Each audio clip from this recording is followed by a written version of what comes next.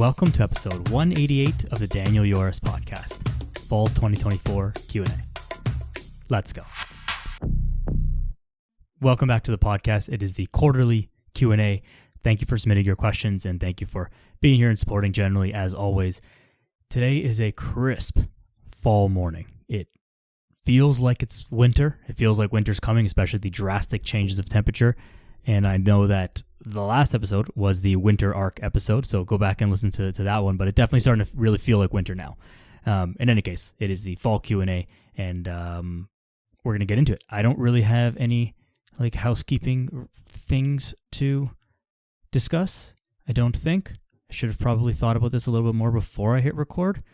Sometimes I do in the Q&As, but I don't. The only thing that I will mention is that I've started a free accountability group, and what that means is it is a group for you to join, be a part of, share your wins, share your struggles. The group will help lift you up when you need someone to carry you, and you can ask questions and interact and all that stuff, and it's completely free. Structure and accountability are the two main things that we need in order to be successful on our fitness journey. It is not for a lack of knowledge. It's not for a lack of information. It is the ability to do the things that you know that you should be doing. So this accountability group will help you with that. And inside that group, I've also left a free workout program that you can follow. So you've got your structure, you've got your accountability, all completely free. So I'll leave the link to join that in the description. And that's that. Let's get into the Q&A for this episode. Question 1, tips to maintain body weight after calorie deficit. Great question. The biggest thing is that if you know that you've been in a calorie deficit, then you can reverse engineer that to figure out what your calorie maintenance is. Just using very basic numbers here, not that these numbers are correct or suggestions in any way. If you were eating about 1,500 calories, and you knew that you were losing about a pound a week, that means that roughly you are going to be at 2,000 calories for your maintenance, because a 500 deficit means 3,500 calories a week, roughly 1 pound of body fat. 1,500 plus 500 is 2,000. Therefore, your maintenance is 2,000. So the biggest tip is to figure out what your maintenance could be. Now, you can try and math it out and reverse engineer it and whatever if you know that. If you don't, what you can do is start creeping your calories back up. And some people call this a reverse diet, which is completely unnecessary other than for psychological reasons. But the way that you can do this is bump up your calories by 200 from whatever they were at in your deficit and see how your weight's moving. If your weight is still creeping down a little bit, but slower, then you know that you're still in a deficit. Bump it up by another 200. And then see where you fall. You probably wouldn't have to do this, depending on how steep your deficit is, more than 2, maybe 3 times, but somewhere in that sweet spot is probably where you're going to find your maintenance level. Now, once you've figured out your maintenance calories, as far as your workouts, nothing really needs to change. Unless you were doing an extreme amount of cardio or something crazy, your workouts can just be the same. And in fact, because you're going to be eating more, you'll have more energy and your workouts are probably going to improve. You're just going to have better performance in the gym. So you don't need to really change anything with that. It's good practice to be getting the whole 10,000 steps and being active and training regularly and eating your protein and all that stuff. Like all of those things still stay the same because those are generic healthy behaviors to be implementing in your life perpetually. The part of the equation that makes you lose weight is just the amount of food that you're eating. So you don't need to start eating different foods. You don't need to start training drastically differently. You don't need to alter the amount of movement or the amount of sleep or the amount of anything else that you're doing other than increasing the amount of food to your maintenance level. Now, this also doesn't mean that you should just start increasing the amount of food without paying attention to it, because that's how you get back into the trap that you were in before, which is eating way too much and starting to put on weight. So you should continue to monitor your weight so that you know that that what you're doing and what you're eating is contributing to keeping you at a maintenance level. So still keep track of things. Just because the weight loss is over, quote unquote, it doesn't mean that you don't have to pay attention to it or think about it ever again, unfortunately. So continue to pay attention to your weight, continue to pay attention to your food and your exercise, but really just slowly eat a little bit more. And if you're more confident / less worried about being able to accurately figure out what your maintenance is, you can like creep it up by 200 calories a week until you find that spot where your body stops changing weight, and that's your maintenance. And then you just do what you can, again, having some sort of structure with your workouts, with your training, with your food, with your new lifestyle, and some accountability as well, be it a coach, be it a friend, be it a group, be it a whatever, to help you actually stick to those things. Because you're not going to be perfect all the time. There's going to be ups and downs, of course, but overall, you want to be able to stick to those things as much as you can. Question 2. I dropped down to 180 from 200, and I've been maintaining for about 4 months. Amazing. I'm around 15% body fat according to an in-body machine. Not sure whether I should cut or bulk next. Okay, so couple ways to approach this question. One, dropping 20 pounds and then maintaining that for 4 months is phenomenal, right? Exactly what we were just talking about with the whole weight maintenance thing, and something that I've talked about before, where fat loss is not forever. Fat loss is a phase. It's a period of your life, and it could be a couple of weeks and it could be a couple of years. It depends on where you're starting from and where you want to get to. But you eventually want to just kind of stay at maintenance, and that's what you want to do. Now, being at 15% body fat, this is from a male, by the way, so 15% body fat is like pretty lean, but not like shredded kind of thing. Definitely healthy weight, all that stuff. You wouldn't look at a person who's 15% body fat and think that they're overweight. And an in-body machine is like not perfectly accurate, but like close enough. So let's just assume that all that is correct. Now, the question of whether you should cut or bulk next. There's no real right answer to this, but I will say this. 15%, again, assuming this is accurate, is probably like, if you want to stay in shape and stay good, stay looking good and feeling good and optimal performance and all that stuff, 15% is like the upper end of the range that you want to stay at. And maybe 10% or lower if you want to get really, really lean, but like 10 to 15%, that's kind of where you want to live. So 15% is being the upper end of that. Means that I would not go into a bulk at that body fat percentage. I would continue to lose weight and get a little bit leaner, and then you bulk back up, which I'm going to talk about in a second, because I don't think you should bulk back up. But you would bulk back up to your 15%, and then kind of like that's your upper, like that's your ceiling type of thing. And it doesn't have to be exactly that, but roughly that. Now, as far as bulking, this question, or this type of question, I see it so often in various groups and forums and things online and places that I'm at, and questions that I just get from people is like, oh, I don't know if I should cut or bulk. I weigh this much and these are my proportions. And it's like the whole cutting and bulking thing is so overblown. It's actually unbelievable. I'm surprised how much it caught on, but it is a bodybuilding thing. If you're not a competitive bodybuilder or competitive athlete, like, you do not need to do these cut and bulk cycles, and it is probably doing more harm than good. The bulking side, especially. I think overall the thing should be you get lean first. Your first thing in your fitness journey, as far as weight manipulation that you're doing, is get lean first. Get the body fat off, get lean, and then you can just stay there, and then you main gain for forever from there. And I've done a couple episodes on that, so I think they're in the 140s maybe. But you main gain where you're just eating at maintenance or slightly above maintenance, training hard and doing all the right things. And the result of that will be continued muscle gain and at least maintaining the same body fat you have, if not still dropping it, what we call recomp or body recomposition. And this is definitely possible. It's not a myth. It's slower, that's for sure, but it's healthier and it's way more sustainable. Trying to do a bulk where you don't end up putting on a bunch of fat and then you do this big cut and then you lose a bunch of fat, but you also lose a bunch of muscle, and you go up 20 pounds in your bulk, you go down 20 pounds in your cut, and you end up exactly where you started. And not exactly where you started necessarily on the scale, but exactly where you started from the amount of muscle that you have. The point of a bulk is to eat in a pretty big calorie surplus to put on a bunch of muscle and accept that you are also going to put on some fat with that. Then the real point of a cut, not so much like a weight loss journey, so to speak, but like a cut, would be to lose that body fat while maintaining that muscle mass that you've just put on. That's very hard to do.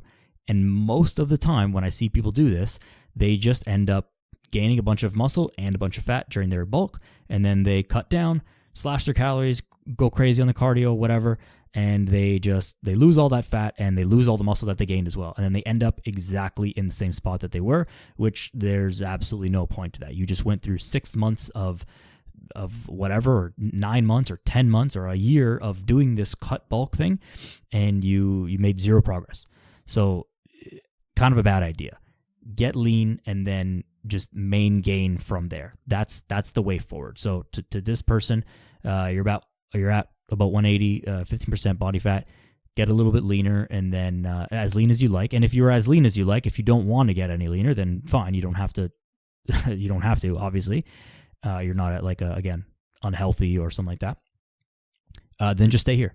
Then continue to maintain, continue to train hard, continue to slowly add muscle over time. And you'll get a little bit leaner, and your performance will be better, and chase performance goals. This is the way forward. The cut and bulk thing, it's got to go. It's causing more problems than it's solving by a significant margin. Number 3. How do I know what workout split is best for me? I want to work out 3 or 4 days a week. Most people say PPL, but is that right? PPL stands for push-pull legs, which is a common named split. And just in case you don't know, a workout split is what we call like your schedule. So on Monday you do push, on Tuesday or on Wednesday you do pull, and on Friday you do legs or whatever. Or you do arms, then you do legs, then you do chest, and then you do back, whatever. The way you split up your workouts over the course of the week is your workout split. Now, how do you know what workout split is best for you? This is a good question. And again, one of these things that people love to talk about, their workout split and changing their split and what split is best. And I was doing PPL, and now I'm doing upper lower full, and now I'm doing bro split, and now I'm doing this. The way to figure out your split, the first thing that you need to figure out is, what does your schedule allow, and how many days of training can you reasonably get in on a weekly basis? Unless you're a professional bodybuilder, you don't organize your life around training. You organize your training around your life. So if someone is going to say to you, hey, the best split is like some 6-day split of, XYZ, but reasonably you can only make it in the gym 3 or 4 days, like this person says, then that 6-day split doesn't help you. And same as if someone gave you a 2-day split. Well, that doesn't help you because you can make it 3 or 4 days. So the first thing, like this person accurately did, is figure out how many days a week you can get in. Now, when you say we can work out 3 or 4 days a week, to me, that means you always take the lower number. If you can do 3 or 4, it means you can always do 3, and sometimes you can do 4. That's just how this works out in practice, and that is okay. So we kind of do this with like, let's plan for 3 days locked in, and then there's like a bonus 4th day. And I use this with a lot of clients because a lot of people are in this like 3, maybe 4 days kind of boat. And so again, we have those 3 days; those are locked in, plus a bonus 4th day. And usually that bonus 4th day is something that's a little bit lighter, maybe like an arms and abs kind of bro day. Or for women, it's usually like glutes and abs or mobility or something like that. Something extra that this person wants to work on that sometimes is a little bit less time intensive and less overall intensive. So how do you know what's best from that? There's a couple ways to think about this. One is that it doesn't really matter is the real answer here, is that there's no best. When we think about training, we want to be able to stimulate the muscles and then recover from them. So if you are training so hard that it genuinely takes you a full week for those muscle groups to recover so that you can then train them again, then yes, you'd have to organize your training in such a way that you are only hitting those muscles once a week, because it takes you an entire week to recover. Therefore, something like push-pull legs would work if you are if you know that it takes you that long to recover, if it takes you that long for your quads to recover, if it takes you that long for your legs to recover, your back, whatever. I don't love push-pull legs for a 3-day thing for many people, only because doing all of your legs in one workout it's just a lot, and that makes it hard to recover from. And then it's kind of like a imbalance between legs and upper body. You're getting 2 upper body days and 1 leg day in, which seems like it's only 2 to 1, but it's twice as much upper body as lower body. So there's a time and a place for that. If you don't care about training your legs, but you want to still get them in once a week, again, is fine. But I think a better, more balanced split is something where you can get everything in twice a week. And typically you can recover from this. So in this 3-day split, one that I actually love to organize it by is you do an upper body day, you do a lower body day, and then you do a full body day. And that upper body day is, again, push and pull. The leg day is also push and pull, as in quads and hamstrings. And then the full body day is you basically hit one upper body push, 1 upper body pull, 1 lower body push, 1 lower body pull, and then some accessory stuff, including core and including some things related to rear delts and posture and whatever maybe weak areas or things that you specifically want to work on. So this is a hard question to answer because there's no right answer, and I'd have to kind of discuss with you individually to say, well, what do you like? What exactly are your training goals, and what do you have time for, and all this kind of stuff. But I would say this, the best way to kind of go about this is most likely for most people going to be an upper lower full body split. Push pull legs is fine, especially if you're really working on like the big 3 lifts, the squat, bench, and deadlift, fine. But you gotta organize that. That has to be the goal of your training. For most other people who are trying to feel a little bit better, build a little bit of muscle, get a little bit leaner, have a high rate of work in their workouts, get a sweat, feel good, the upper lower full body split is going to be the best way to split this up. So I would run with that most likely. But again, no perfect right answer. Push pull legs is good. Upper lower full is good. You could do full body 3 times a week. Like that's also a very viable and solid option. You could do like another thing that I like to do is mix the opposite body parts. So for upper body, we'll do a push and combine that on the same day with a lower body pull. So it's like chest and shoulders and then glutes and hamstrings in the same day, and then flip it, on the other day where it's lower body push. So that's quads, and then upper body pull, which is your back. And you mix those on one day. So you could do upper push, lower pull day 1, upper pull, lower push day 2, and then full body day 3. That would also be a solid way. And honestly, that might even be a little bit better.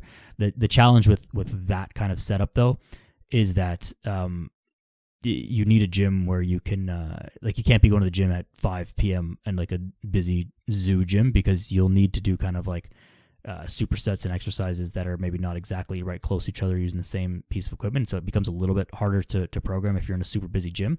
So that's why I kind of default to the upper lower full body days. And then even with that upper lower full body day, I'm rambling and thinking more as I'm answering it now. You can split it up in such a way where on the upper day you focus on horizontal movements, so more like chest and horizontal row variations. And then the lower body day, maybe it's more of like a quad focus day or a hamstrings focus day, but whichever one. And then you get the opposite of those things in on the full body day. So on the full body day, you're going to have your vertical push and pull for upper body, which is going to be like your shoulder presses, pull-ups, lat pull-downs, things of that nature. And then the lower body portion of the full body day is the opposite of whatever you got or whatever you did on the lower body day. So if you did quads, mostly like a 70-30 quads on your lower body day, maybe you'll do more hamstrings. You'll have your deadlifts, you have your RDLs, you have your hamstring curls, you have all these things on your lower body, on your full body day rather. So there's a lot of really, really interesting ways to split it up. But the main thing is to make sure that you're training. The best way, I think, is this, to sum it all up. Make sure you're training things, or try to train everything twice a week, spread out enough so that you can recover from it. and really just cater this to your schedule. And then a fourth day, if you want to, again, it can just be a fun day, more focused on arms and abs, more focused on mobility, more focused on glutes, more focused on, whatever. It can be an additional day, but don't make it like an integral part of the program where if you skip that day due to scheduling, you're not like falling off track or anything like that. So long-winded answer, but inside my accountability group, I have a 3-day-a-week workout program, so that one uses an upper-lower full-body split, and I think it's pretty good. That's why I made it. So join the group and give that a look, and maybe just steal that and run with that. Number 4, what are your best tips for improving pull-ups? So improving pull-ups implies to me that you can do a single pull-up already. This will be an unpopular answer. Not that unpopular, it's just like not that nice, but like the best way to improve your pull-ups is to lose weight, because if you weigh less, you have to pull less, and then it's easier. Shocker. Now, outside of that, it really depends on what is like lagging. Like, what's the thing that is making you fail at your pull-ups? So it could be your grip strength, it could be your biceps, and it could be your back, more or less. It could also just be your form. So continuing to work on your form is going to help, because pull-ups become very inefficient very quickly, especially when you start to like think about raising your chin up over the bar and like you're trying to curl your back over the bar. Like you get into this kind of hunchback position, which a lot of people do. What happens when you're doing that is that you're putting all the tension in your forearms and your biceps and not using the big strong muscles of your back. So making sure that you're kind of like not hunching over, but in fact extending, and like think about bringing your chest up to the bar. That's going to get your back in a nice position so that your lats, which are big and strong, can do most of the work. That's going to help a lot.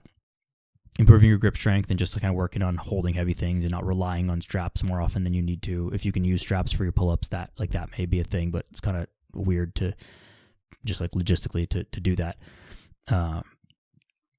The other thing would be to continue to work on your lats and other things, like supplement your pull-up sets with lat pull-downs, because it's the same motion. So say you're going for a set of 10 pull-ups, you get 3 or 4, finish on the lat pull-down machine to finish that set at a pretty decent weight, right? So that you're getting to that failure point, and then continue to mix that. So say you've got 3 sets of pull-ups.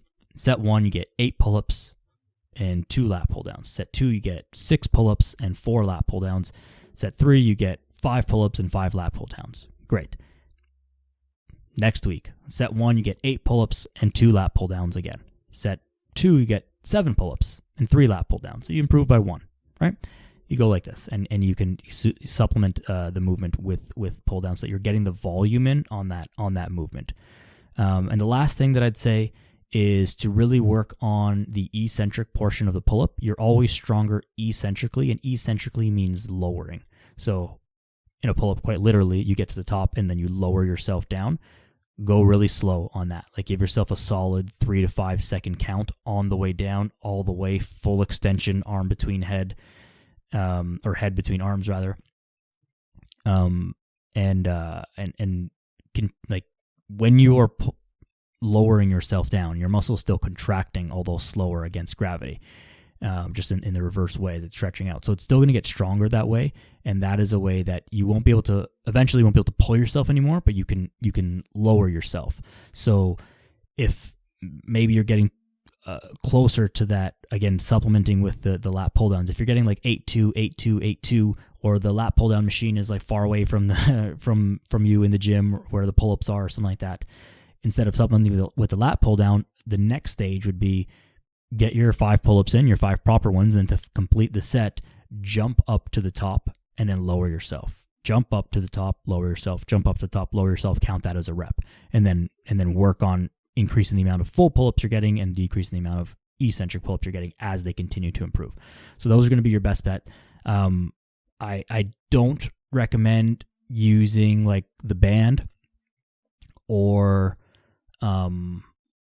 the like assisted pull-up machine. They're not horrible. Obviously, there's no like bad, things. They just don't translate over that well because they're helping you at the hardest part of the pull-up and you're never going to get stronger at that by doing it, right? An elastic band works by when it's stretched most, it provides the most tension. So the band is heaviest or giving you the most assistance at the very bottom of the pull-up, which is the hardest part. It almost has, like, you're almost doing nothing at the bottom there with the band. And if you keep using that, you'll be able to do more pull-ups, but once you take that band away, you're not going to be able, it won't translate over to actually doing them. So I think it's a good tool to use when you're learning how to do pull-ups, and maybe it might help you work on your form a little bit, but it should be something that you use very specifically before you can do pull-ups, and if you're working on your technique, but it should be done as like a technique exercise rather than like separate from your actual sets of pull-ups. It's more of like a drill, let's say, than a set that you're going to do like for work in the gym.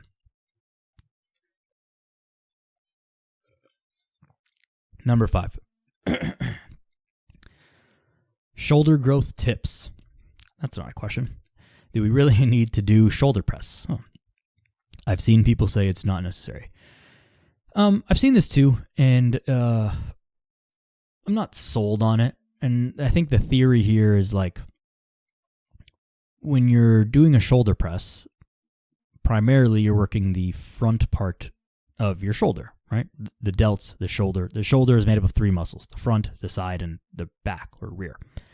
And when you're doing a shoulder press, you are primarily using the front side. Although it feels like it's overhead, but it's actually the front. If you just, put your hand on the front of your shoulder and then put your shoulder into position and feel what is moving, it's the front part of your shoulder. Now, that front part of your shoulder is also being worked when you do bench press, incline press, dips, push-ups, cable pressing, and all the other pressing variations. So the theory here is that you don't need to really do shoulder press that much, because like you're already getting work on it in your other pressing. And logically, that makes sense. Now, do you need to do shoulder press? No, you don't need to do anything. But is it a good exercise to be able to be strong overhead, like from a positional standpoint? Absolutely. If you only care about growing your shoulders, do you need to do shoulder press? It's probably a good thing to have in there. I mean, all of the biggest guys over time have done shoulder press, and they've been able to grow some pretty great shoulders. Now, we have to be careful about saying, well, everyone else did it and it worked for them, so it must be good, because that's not always true. I'm not ready to ditch the shoulder press as a movement for growing shoulders. I think it has great benefits, like positionally and for your shoulder health, and will have some good translation over to your posture and to your bench pressing as well. Just being comfortable and strong in that overhead position. Do you need to? Again, maybe not. Should you? You probably should. Maybe don't make it as your main movement. I'll say this. I certainly don't think anyone needs a full day for their shoulders. You don't need a full shoulder workout day. That would be a short workout. Like, your shoulder does a lot of motions, but there's not that many exercises. Like, you're going to do an overhead press, you're going to do a lateral raise, and you're going to do some sort of rear delt fly. And then what else? You're going to do a lateral raise standing and lateral raise sitting, and then a cable lateral raise. It's just the same thing 3 times in a row. So I guess it's different, but like not really. And you want to do a shoulder press with dumbbells, and then a shoulder press with a barbell, and then a shoulder press with a handstand push-up or a kettlebell. Like, it's the same thing over and over again. So you don't need a whole day for your shoulders, that's for sure. But yeah, I think you should probably keep them in. But if they don't feel good to you and you want to give it a try and see how your shoulders respond without them, yeah, it's fine. I'll also add this as just a concept. If you are struggling with your shoulder growth and like that's a priority for you, is to get bigger shoulders, like doing less shoulder stuff is not going to help. So if you're primarily looking to like get bigger shoulders and you're thinking like, oh, I don't need the shoulder press, I can just like bench press and my shoulders will get bigger. Like, yeah, but if you're already lacking in it, like you should probably do some stuff to specialize in it a little bit more. And like, yes, your shoulders work when you're bench pressing, but they work as a percentage of the exercise more when you're shoulder pressing versus your chest. Like, yeah, I mean, your chest might have some impact on your shoulder pressing, but not as much as your shoulders. So if you're looking to grow your shoulders, I wouldn't be looking to do less shoulder stuff. I wouldn't necessarily looking to be adding extra things, because that might just be redundant, and you just might need to be patient. You need to look at your food and the way that you're executing exercises and stuff like that. I'd probably just do whatever you want, but I'd keep them in if I were you. Number 6, we've got 7 questions today, so we're half an hour or so in. We're pretty good, doing pretty good time. I love watching YouTube videos from fitness creators talking about evidence-based training, not just bro science stuff. But honestly, it feels like so much information to know, and I feel like I'm always doing everything wrong. How do you sift through all of the info and choose what's best to do? Solid question, and very fair question. There's a ton of fitness information out there, and this podcast is also part of that. I mean, I'm not going to put myself in the same realm of authority as Mike Erzatel and Jeff Nippert and people of the sort, but I'm contributing more information out there. The question about the evidence-based stuff and the bro science stuff. One, I think anyone who does the bro science type things, sometimes those videos are just entertaining. It's just fun to see what's working. And sometimes just because something isn't scientific, heavy air quotes, scientific, or backed up by a study or whatever, that doesn't make it invalid. And so we need to be careful about this whole evidence-based approach and bro science approach and whatever, because we're just valuing different types of evidence differently, and as they should, of course, double-blind placebo controlled study group is going to be more valid than a just trust me bro. But sometimes the just trust me bro is still right, even though he doesn't know why or has no scientific evidence to back it up. So just because it's not evidence-based or branded as such, it doesn't mean you need to throw it out. The second thing is that some of the evidence-based stuff, I think some of it is causing more harm than good, because it's causing people to think way too much about their training. Unless you are a professional bodybuilder or a professional athlete of some sort, you most likely do not need to spend that much effort on worrying about what is the optimal thing, because there's other things that you can optimize in your life that will move the needle way more than changing these minor aspects of your training. And people are getting too far ahead of themselves. You haven't even learned how to squat yet or bench press properly, and you're worrying about certain rep schemes and lengthened partials and myo reps and all this stuff. All that stuff is fine and good. There's nothing wrong with it. It's just you're getting ahead of yourself sometimes. Let's learn how to train. Let's learn how to get in the gym 3-4 times a week consistently. Let's learn how to eat. Let's learn how to sleep. Let's learn how to execute movements properly. Let's learn how to not get injured. Let's do all that stuff. And then you can worry about, fancy types of sets and certain variations of exercises. And do I only need to do the lengthened partial? Do I only need to do the eccentric only? Do I only need to do whatever? So how do you sift through and choose what's best to do? I mean, you will never sift through all of the information and know exactly what's best. I would say this: if you're asking this question, you probably watch way too much content. You gotta pick a couple of people. Hopefully, I'm one of them, but people put out different types of content as well. Pick 1 or 2, maybe 3 people, and just kind of follow and listen to what they do. And here's the other thing, and that's more important than that, is that then you got to start doing stuff. And that's the only thing that matters. So go in and try whatever you think you're going to do, and then just run with that for 3 months. Because there's always going to be something new coming out. There's so many new studies coming out, and they don't actually tell us anything new. They just confirm old things, but they say it in a way that sounds like it's new or something different, or that you should change something about your training or eating or something.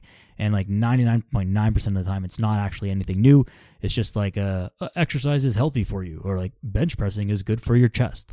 Obviously, So pick your couple favorite people that you like to listen to and learn from, and then and then choose a path forward and stick to that for 3 months, and then evaluate honestly whether it worked or whether it didn't. Because the only thing that matters is doing what's best for you. There are a lot of different approaches that work really well for many, many people, but we also have to understand that like the number of people that exist. So if person A has, approach 1 and it really works for them and it really works for 1 million people who follow them. Now, person B comes along and says, oh, person A is an idiot. Follow my approach number 2 and look at this. It's helped 1 million people as well get jacked and shredded and whatever. And then person 3 comes along and says, oh, both of those people are idiots. Follow my thing, which is completely different and opposite to both of those approaches. And they've also genuinely helped 1 million people get jacked and shredded. So you look at that and be like, well, which one of them is right? They all are able to produce results for themselves and for other people. All of these approaches obviously work for these people. Which one is right? You just roll with the one that feels right to you. And a lot of the time, that is the missing piece. You're not going to be able to test your genetics or the specific type of training that specifically works for your body structure or your whatever. A big X factor with all of this is that consistency piece and that accountability piece that comes into it. And something that helps tremendously with that is believing in and enjoying what you're actually doing. So if person A's approach, you see their transformations, like, wow, these guys are all jacked, but like, this sounds like it's not for me. This just sounds like it's too hard. It doesn't sound like it's going to be fun, whatever. Then you're probably not going to follow through on it and you're probably not going to get results because you're not following through on it because it just doesn't sound great to you. It just doesn't fit with your lifestyle. Never mind your training, your body type, the science of it. It just doesn't fit with you as a human being. But person's B approach, like, yeah, that like fire me up. And maybe it's something external to that. You like the way that guy, his shirt looks, or, you like something else about it and you're just like part of the community. Like you want to be part of the team and you want to be part of that thing. And so you get fired up to follow that thing, that approach, that nutrition, that training, that whatever. And because you believe in it and because you're excited about it, you try really hard at it. You try really hard at the training and you try really hard to be consistent and stick through it and all that stuff. And that is what's going to bring you the results. So you got to just find the person or the people that you like. Find the approaches that seem like you can stick to them and that you can try hard at, and then stick to it and try hard at it. Like that is the real answer. No one has this universal, like, this is the one way to do everything and it's always right for all people, or that all people who have X, everyone who's over 6 feet tall should do this exercise, and everyone who like that doesn't, none of that exists. It's more personality based and like, what do you think that you can believe in? What do you think you can stick to? And what do you think you can try really hard at? And those are the combination of the things that is going to actually make it stick for you. And that's how you get the best results. So to sum up your answer, stop searching for what's best or what's right or what's correct. Search for what sounds close enough to correct, what seems close enough to legit, and most importantly, that you like and that you can stick to, and then choose that one and run with it for a good solid 3-4 months and see what happens. And if you find that you hate it and that it's not working for you, then you switch and then you kind of go through the process again. So find what you like and try really hard. Number 7. I need a drink of water.